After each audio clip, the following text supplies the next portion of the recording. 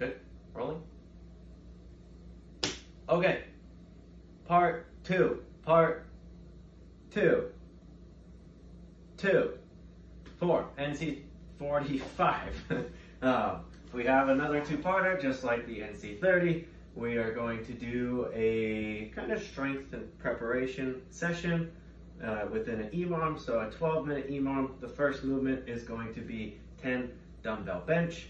The second movement is going to be 10 to 15 diamond push-ups. And then the third movement is going to be 30 seconds of a wall walk or a handstand hold. Now, these might not all be home-friendly movements. I know I don't have a bench that I'm able to do this, so I'm probably going to resort to something like a floor press. If you do have a bench, it should be the same rules. I'm going to press from a position where my shoulders are back and down, whether they're in contact with the bench or the floor. And I will show you what that looks like. The 10 to 15 diamond push-ups are harder than a normal push-up. It is going to take a lot more arm strength because of the position at which you put them in. So if you don't happen to have a regular push-up, now's the time to work on that regular push-up, whether it's from a push-up plank position or from the knees, or even in a elevated position. So if you can put your hands up on a table or a couch, then that might be the way to go. The diamond push-up is more advanced than a regular push-up. The third thing will be that wall walk or handstand hold. I don't have any good supporting places to do my wall walk or handstand hold. So the other variation, which is going to be the variation if you don't have a wall walk or a handstand hold, would be holding dumbbells in a seated position over your head with your ribs down. So how well can I just stay solid like this? So I'm going to go ahead and demo the dumbbell bench as if it were a floor press, which is what most of us will probably end up doing. So I'm going to have my dumbbells, lay my back on the ground, squeeze my shoulder blades together, try and pinch them.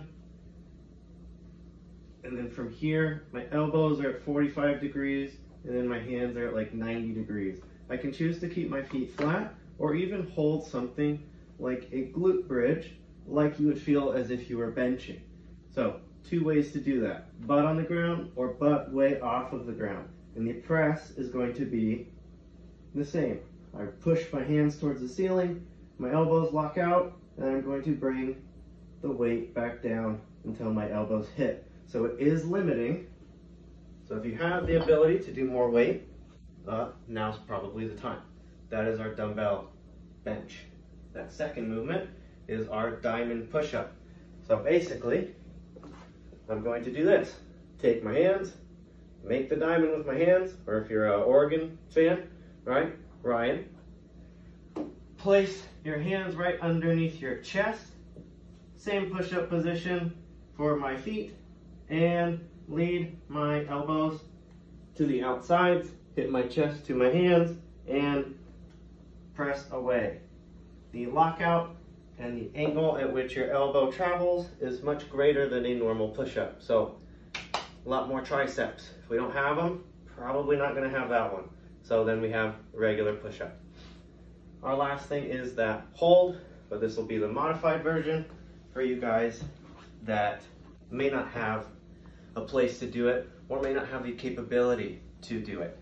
So I'll take my dumbbells, have my feet out in front of me.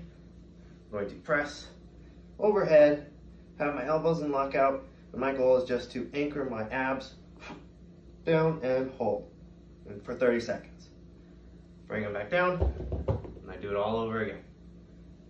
That will be our 12-minute EMOM, rotating between those three movements. Then we have a 6-minute AMRAP for the WOD, which is max dumbbell bench. So more dumbbell bench. Same thing, if you have a bench, use your bench. If you don't, then it's gonna be from the floor. Be smart with that. Please don't burn out. Do 100 in a minute, and then you can only do 1 the rest of the time. Take smart sets. You have 6 minutes. When you're doing 1 movement, it feels like an extremely long time. So create a scheme for yourself, create a goal for yourself throughout those 6 minutes. You have a 2-minute rest. Right after that, we go into another 6-minute AMRAP, but completely different movements. We have a 100-meter run. So I don't have 100 meters to run in here, but again, you probably do in your neighborhood. Should be about 20 seconds of working time. Faster, awesome. Slower, no go. Run less far. Right into 7 burpees. If we don't have burpees, it will be a up-down. Reminder, chest to deck. You guys don't have to jump, but please make sure that you extend your knees and your hips just as you would at the top of an air squat. And that last movement will be 10 alternating dumbbell snatch, which I'll show you guys a reminder right here. I'm going to start probably in my air squat stance, both heads of the dumbbell touching the ground, high hips, my dumbbell right in between me, anchor my shoulder, and I need to jump this guy up to the ceiling. Please make sure you can hold at the top. If you want to switch as you come down, that is totally fine, or come down with the same arm and then switch at the bottom. We should have a weight that is going to allow us to do 10 in a row. So that will be your WOD after you do your 12-minute EMO. And that is your NC45 workout. Again, like in the last part, if you have any questions, talk to any of us coaches. Thank you.